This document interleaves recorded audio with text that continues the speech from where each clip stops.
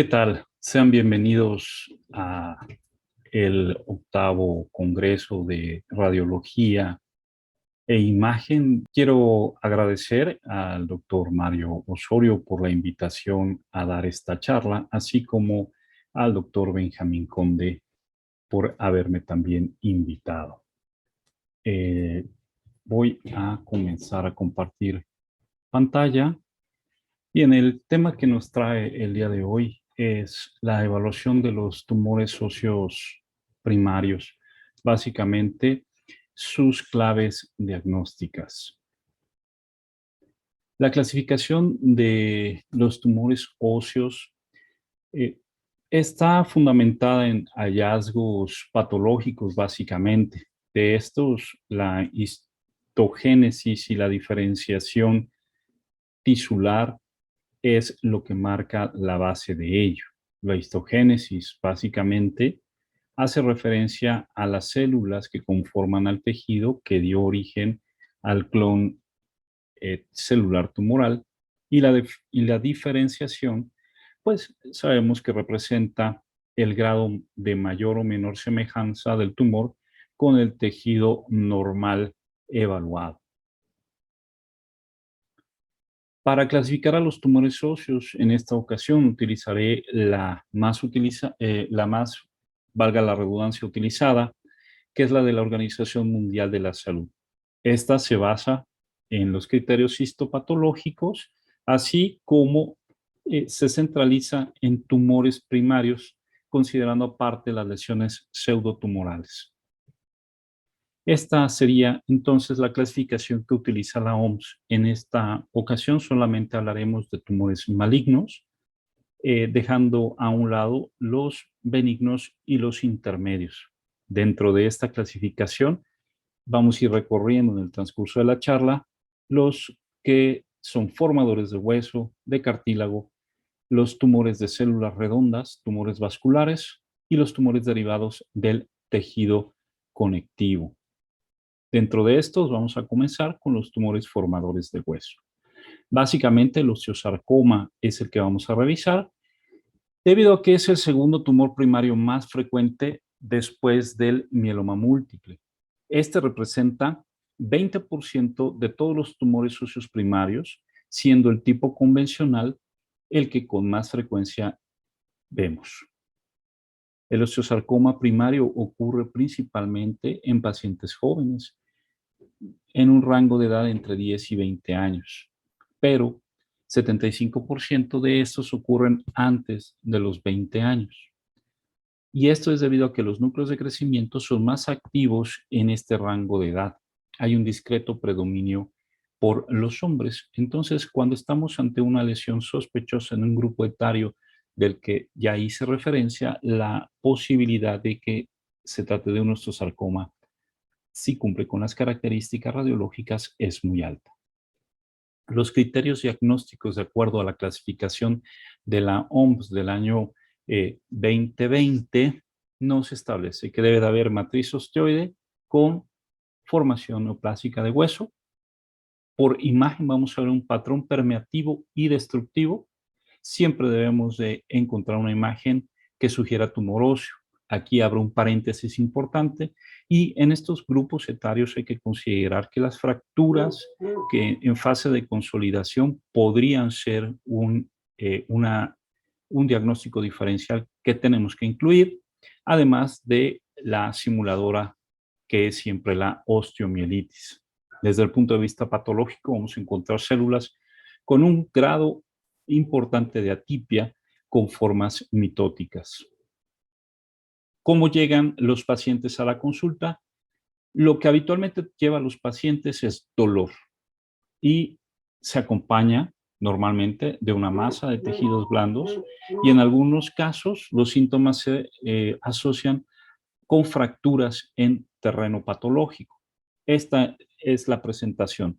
Un paciente joven que acude con dolor, habitualmente en sitios o en huesos cercanos a la articulación de la rodilla, y que no en pocas ocasiones lo hace asociado a fracturas en terreno patológico, y que esta puede ser la presentación clínica inicial.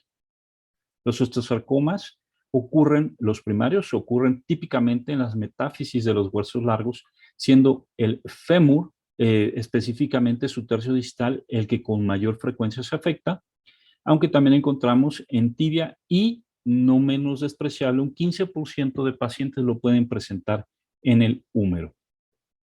La localización en relación con el sitio anatómico, pues nos establece que en la mayoría de los casos son intramedulares o también llamados centrales, aunque podemos encontrarlos en región extraesquelética, de localización superficiales y muy raros intracorticales. Los osteosarcomas de alto grado pueden producir metástasis dérmicas y en pocas ocasiones, pero se pueden presentar pacientes a la consulta por estas propias metástasis. Los métodos de imagen para su abordaje incluyen la radiografía simple, la cual sigue siendo un bastión para el diagnóstico de tumores óseos, no solamente de osteosarcoma, sino en general.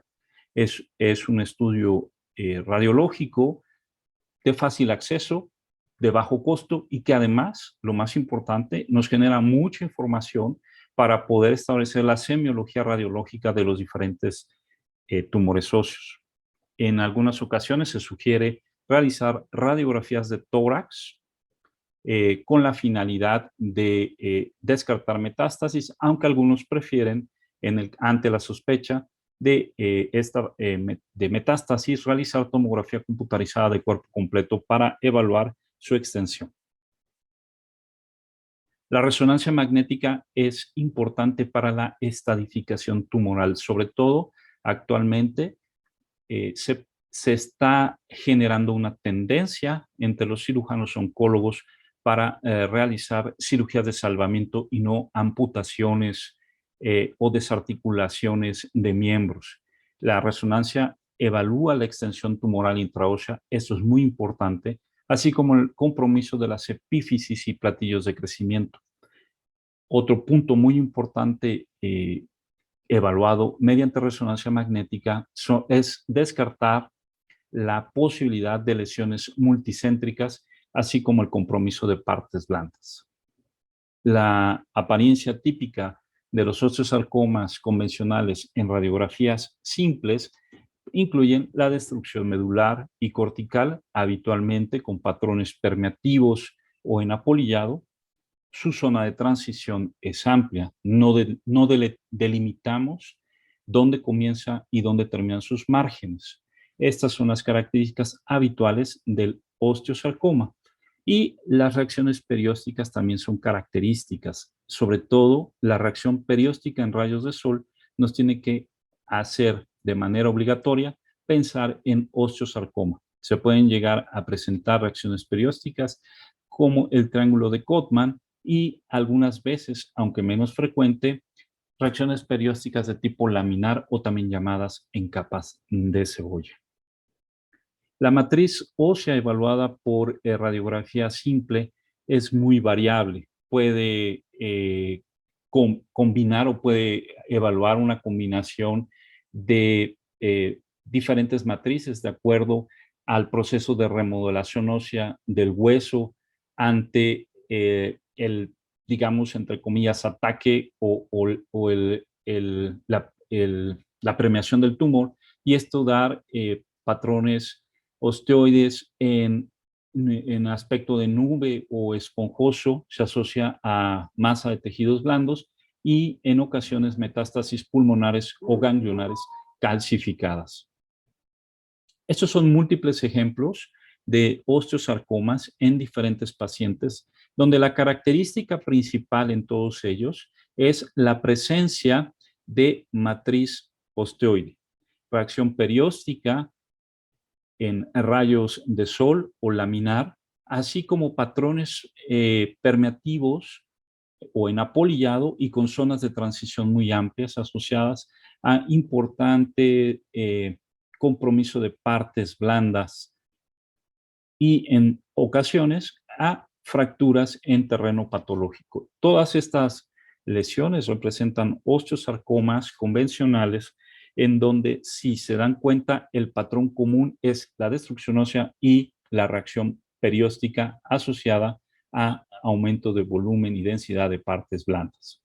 Otros múltiples casos de osteosarcoma en donde volvemos a ver estas características que nos orientan al diagnóstico y que lo hace de alguna manera sencillo cuando las encontramos todas ellas, como en este caso, reacción perióstica en rayos de sol, patrón permeativo, una zona de transición muy amplia y masa de tejidos blandos. Prácticamente todas estas lesiones cumplen con estos criterios. La tomografía computarizada en la evaluación del osteosarcoma es importante cuando queremos evaluar pequeñas cantidades de material óseo, las cuales no son visualizadas o no pueden ser adecuadamente evaluadas mediante la radiografía simple o bien resonancia magnética.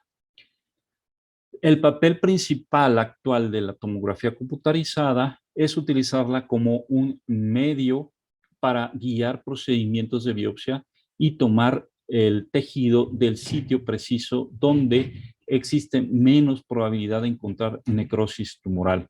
También es útil para estadificar el tumor.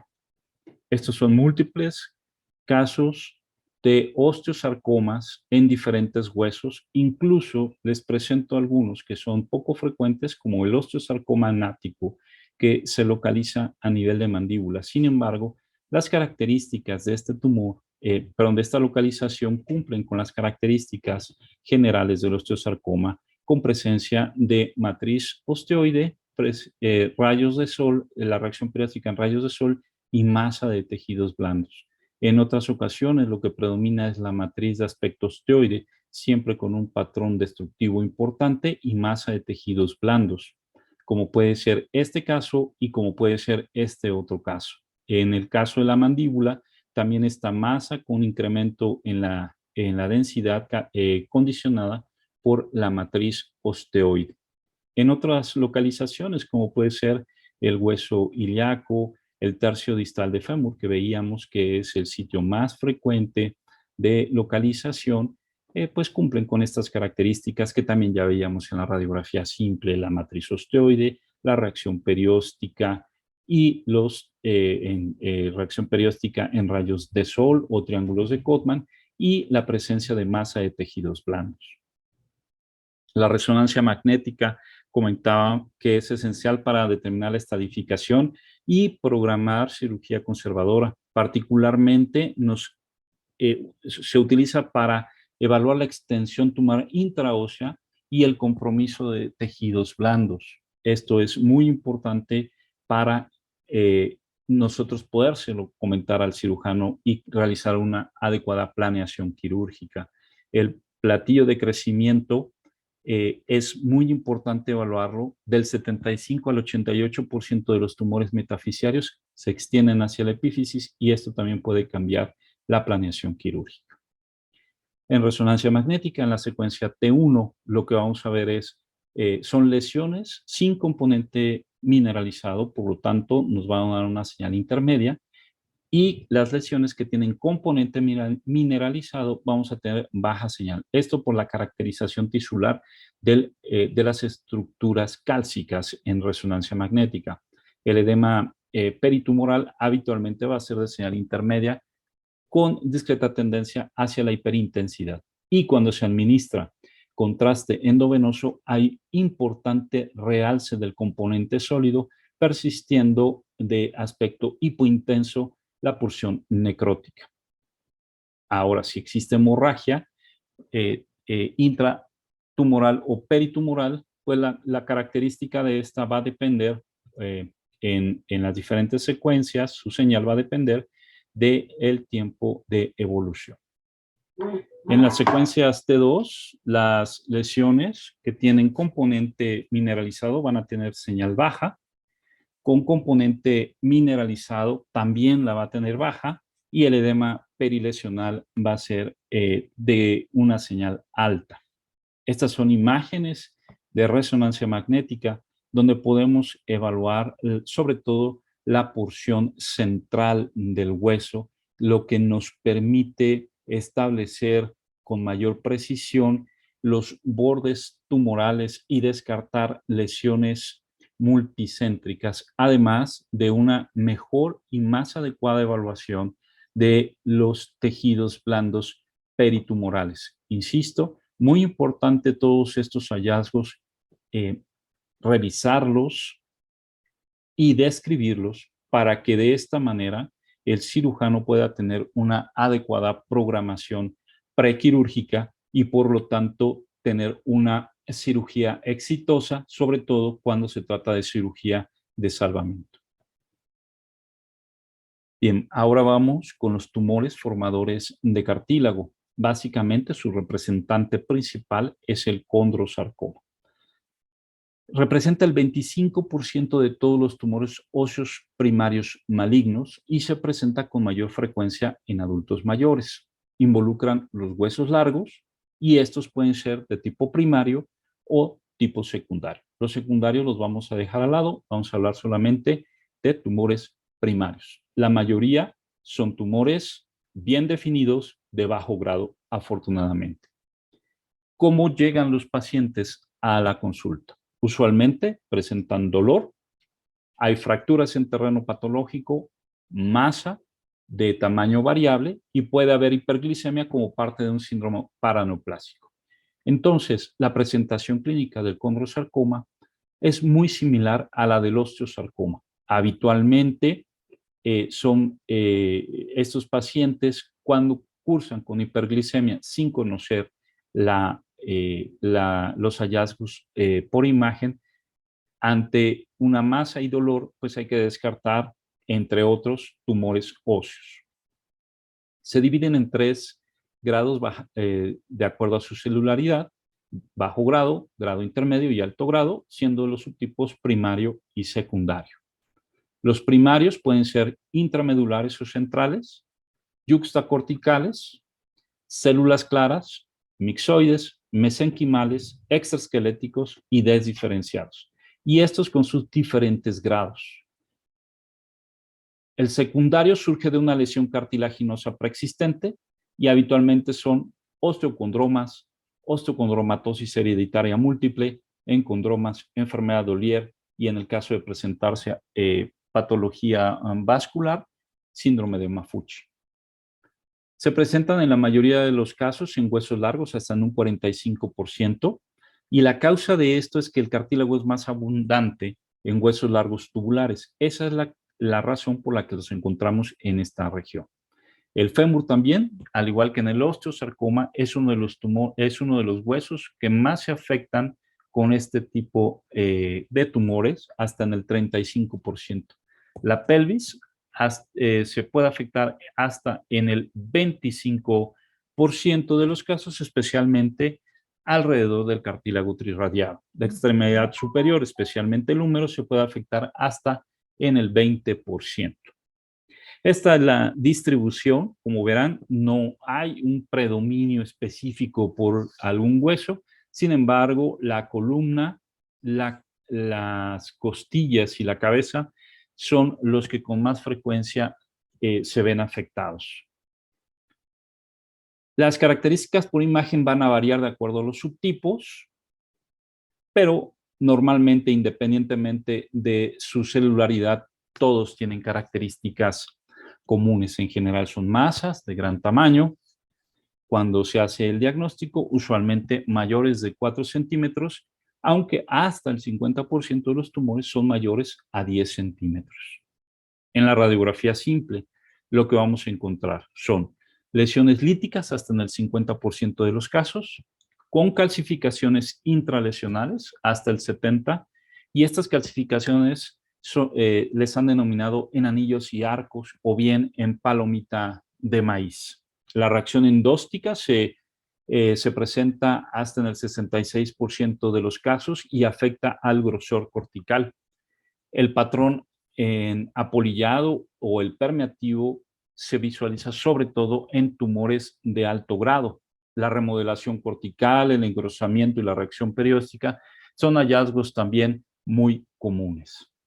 Estos son casos que representan todos ellos condrosarcomas. Como podrán ver, La característica de estos tumores es la presencia de matriz condroide. Estas imágenes en algunas palomitas de maíz, otros en arcos y que se pueden visualizar en los diferentes huesos.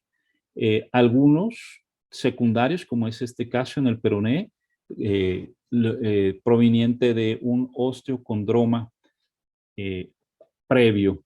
Entonces, todos estos tienen estas características. La matriz condroide es importante, la masa de tejidos blandos asociada y obviamente patrones en apolillado o permeativo. La tomografía computarizada nos funciona o nos es útil y los hallazgos son similares a los observados en la radiografía simple. Sin embargo, obviamente su evaluación es mucho mejor mediante este método de imagen.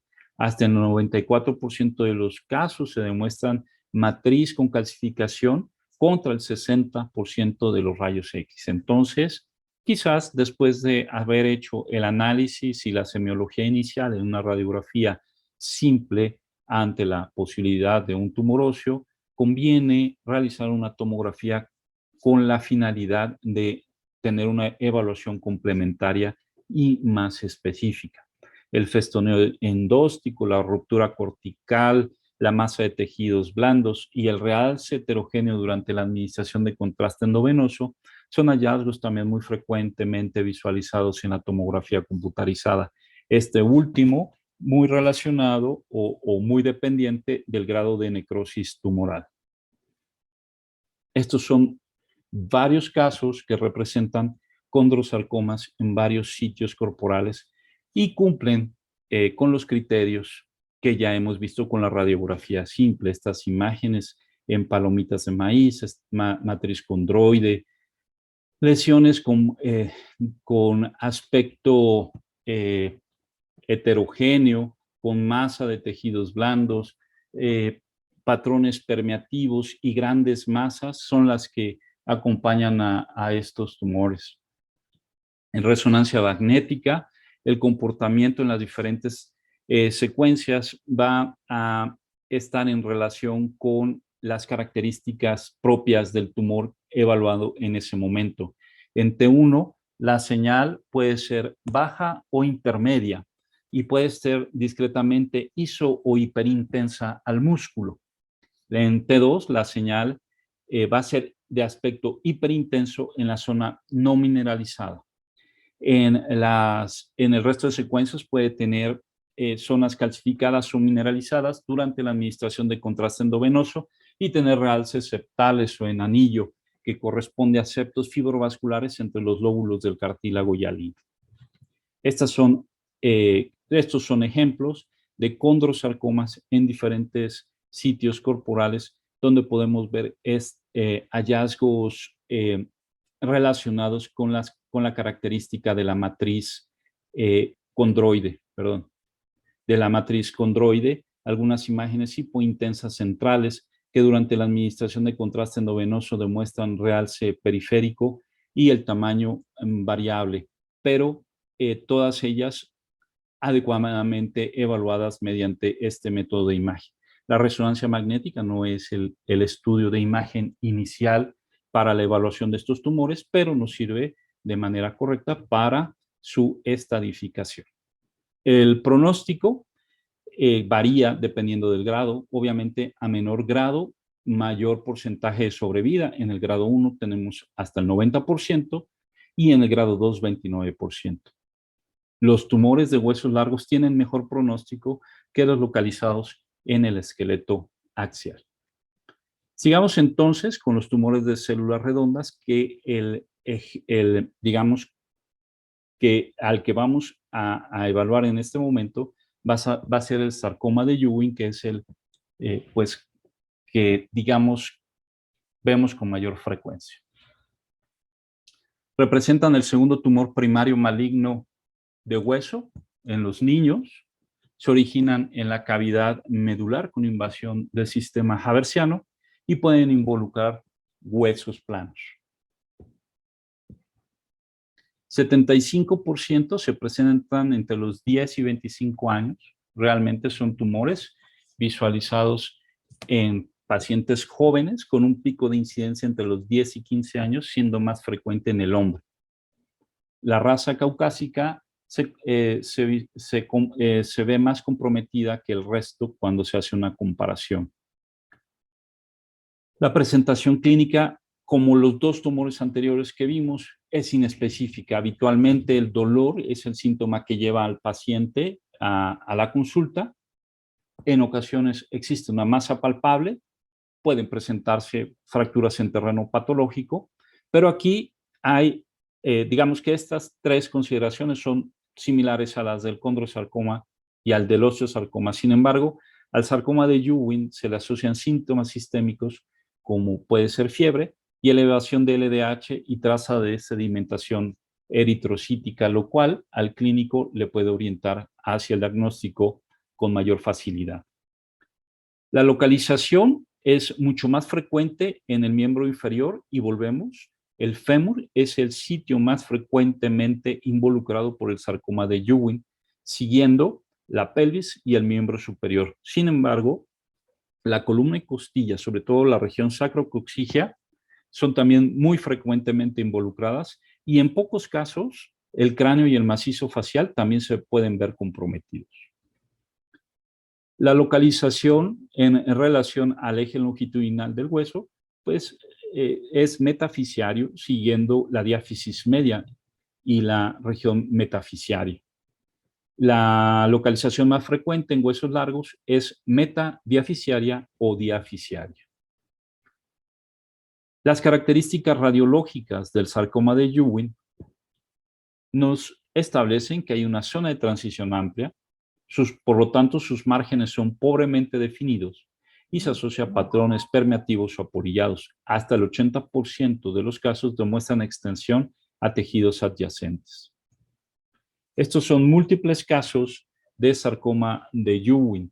Como podrán ver, la mayoría de ellos se asocia a aumento en el volumen de tejidos blandos, reacciones periósticas mal definidas, algunas de ellas con imágenes en capa de cebolla y tendencia a mostrar reacción perióstica en cabello o en forma de cabello o hairy que le llaman, destrucción del hueso en sí y un patrón permeativo o apolillado. Todas ellas cumplen con estas características que son las esenciales del sarcoma de Ewing, incluso en algunos casos formando, como es en la presencia de triángulos de Codman.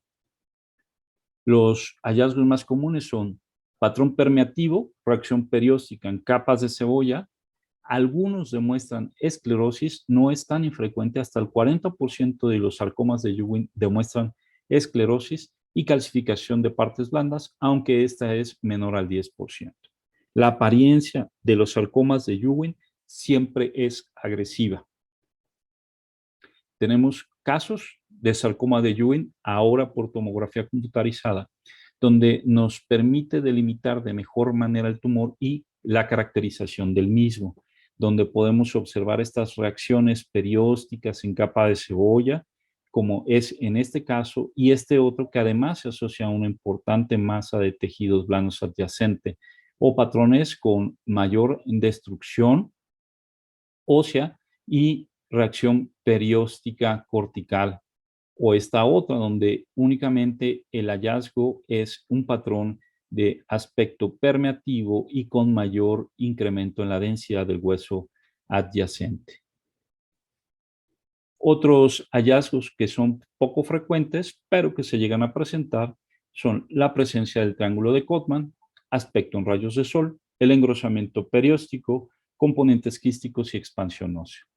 En resonancia magnética, también podemos evaluar de forma adecuada este tumor y sobre todo lo que nos permite la resonancia magnética es evaluar de mejor manera la extensión ósea y de los tejidos blandos adyacentes, es decir, la lesión ósea tumoral intraósea como tal y el compromiso de tejidos blandos, como es en estos casos que estamos evaluando o visualizando más bien, perdón, donde quizás la lesión es pequeña, como en este caso, una reacción perióstica en capas de cebolla, pero un importante compromiso de partes blandas, una masa adyacente al tumor que involucra partes blandas y es de gran tamaño, o esta otra localizada en la región ilíaca, donde también se demuestra una importante masa de tejidos blandos, presencia de tumor en la región eh,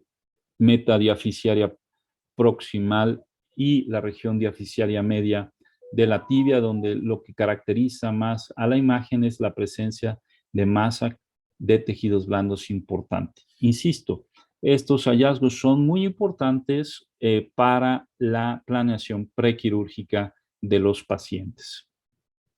El pronóstico, la sobrevida a 5 años es del 50 al 75% con pacientes que demuestran únicamente enfermedad local al momento del diagnóstico. El pronóstico está impactado por la presencia de metástasis a distancia, como habitualmente sucede en el resto de los tumores. De los tumores vasculares, al que vamos a estudiar en este momento es al angiosarcoma, que de acuerdo a la clasificación de la OMS es el único que considera como un tumor maligno de tipo vascular. Es muy raro, no sabemos realmente cuál es su etiología, pero se cree que es muy multifactorial. La radioterapia e infartos óseos se han asociado como factores de riesgo. El 6% de los angiosarcomas se localizan en hueso y únicamente el 1% de los tumores óseos malignos está representado por este. La mayoría de los pacientes se afecta entre la tercera y quinta década de la vida. Su localización, nuevamente, el fémur es el sitio más frecuente de localización, siguiendo la tibia, el húmero y la pelvis. Es más frecuente en hombres que en mujeres en relación 2:1. ¿Cómo llega el paciente a la consulta? Pues realmente no existen síntomas específicos. Como en todos los tumores que hemos estudiado previamente, se van a presentar los pacientes con dolor y se puede asociar a masa. Otras presentaciones pueden ser déficit neurológico y en este caso sí es muy raro que el paciente se presente con fractura en terreno patológico. La radiografía simple pues es muy variada. Puede ser una lesión puramente lítica, de localización excéntrica, puede estar involucrado en la región metadiafisiaria, pero lo más importante es que se visualizan como lesiones agresivas, pero sin reacción perióstica. Esto es muy importante. Algunas veces demuestran extensión a los tejidos blandos y pueden verse como varias lesiones o varios sitios involucrados en el mismo hueso. Y en pocas ocasiones pueden llegar a presentarse metástasis a otros huesos. La tomografía computarizada nos aporta datos inespecíficos, sus hallazgos no son muy claros, habitualmente es una masa de tejidos blandos con atenuación similar al músculo, pero cuando se administra contraste endovenoso por su angiogénesis demuestra importante realce y también va a depender mucho del grado de necrosis, pero habitualmente es un intenso realce durante la administración de contraste endovenoso.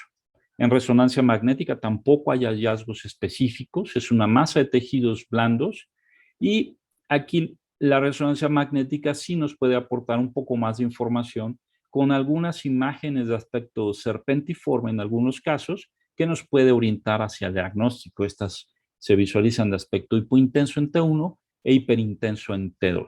Estos son algunos casos de angiosarcoma óseo donde podemos evaluar en radiografía simple imágenes de aspecto redondeado, bien delimitado, radiolúcidas que involucran a una gran porción de la región diafisiaria distal del fémur en este caso, y vean cómo no hay una reacción perióstica importante. En este otro caso también, incluso algunas imágenes en sacabocado del radio, en donde lo que lo caracteriza son estas imágenes radiolúcidas bien delimitadas. Similares hallazgos encontramos en el hueso ilíaco, en metatarsianos y en este caso tomografía computarizada de rodilla que nos permite evaluar varias lesiones, incluso involucrando más de un hueso.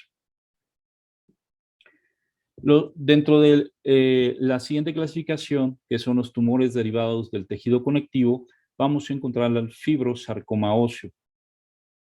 Realmente es un tumor muy raro, puede ocurrir como lesión primaria o bien como una lesión secundaria, y es una desdiferenciación originada en otros tumores o patología, o patologías como pueden ser la enfermedad de Paget, los infartos óseos y la osteomielitis crónica. Principalmente ocurre en pacientes de 30 a 60 años. El fibrosarcoma infantil raramente compromete al hueso. Este representa solamente el 5% de los tumores óseos primarios y hay un discreto predominio de varones. En la radiografía simple, los hallazgos también son muy inespecíficos. Puede presentarse como una lesión lítica con una zona de transición amplia. Ocasionalmente pueden presentarse en la porción central y ser de tipo expansivo. No demuestran tampoco reacción perióstica. No desarrollan algún tipo de matriz y pueden tener secuestro óseo. Algunas veces se asocian a masa de tejidos blandos. Entonces, si recordamos un poco la presentación, sobre todo del osteosarcoma, del condrosarcoma y del sarcoma de Ewing, a diferencia del angiosarcoma y del fibrosarcoma óseo, estos últimos no son ni específicos desde el punto de vista clínico, ni tampoco desde el punto de vista de imagen. La resonancia magnética es útil para definir, como ya lo hemos visto en los tumores anteriores, la diseminación intraósea y la extensión hacia tejidos blandos. El patrón de señal es inespecífica, puede ser isointenso al músculo o hiperintenso al músculo en secuencias T1 y T2 respectivamente, y su real puede ser uniforme o heterogéneo durante estas secuencias. Realmente el aporte de la resonancia magnética básicamente está en evaluar la diseminación intraósea y los tejidos blandos, no tanto poder realizar el diagnóstico a través de ella. Estos son casos de fibrosarcomas en donde si nos ponemos a ver detenidamente, estos se parecen mucho a los angiosarcomas, son lesiones de aspecto lítico con bordes mal delimitados, no tienen reacción perióstica. Sin embargo, bueno, lo que nos tiene que orientar a que se trata de un tumor de origen central y probablemente maligno son las características presentadas en estas imágenes y obviamente la biopsia es el estándar de oro.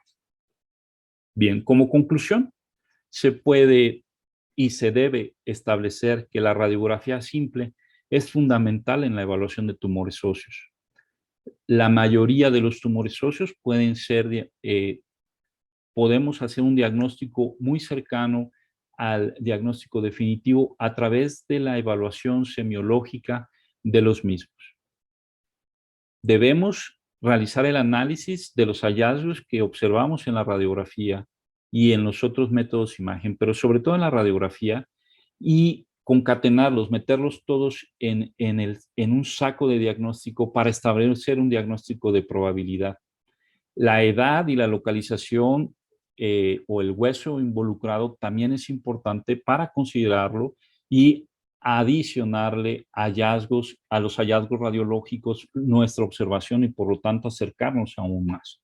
Y obviamente el abordaje diagnóstico debe ser multidisciplinario. El radiólogo tiene que estar en contacto continuo con el cirujano y en menos casos, pero también en algunas ocasiones con los oncólogos clínicos y los radioterapeutas, sobre todo ante la sospecha de que se traten de tumores secundarios, sobre todo hablando de la radioterapia. Pero también es importante considerar que existen algunos tumores que, como ya vimos, están precedidos de otro tipo de enfermedades, como puede ser la enfermedad de Payet, osteomielitis crónica. Entonces, el abordaje diagnóstico es multidisciplinario y no dudo que en muchos hospitales donde ustedes laboran haya sesiones clínicas, patológicas y quirúrgicas para la evaluación definitiva de estos tumores óseos y la planeación quirúrgica de los mismos.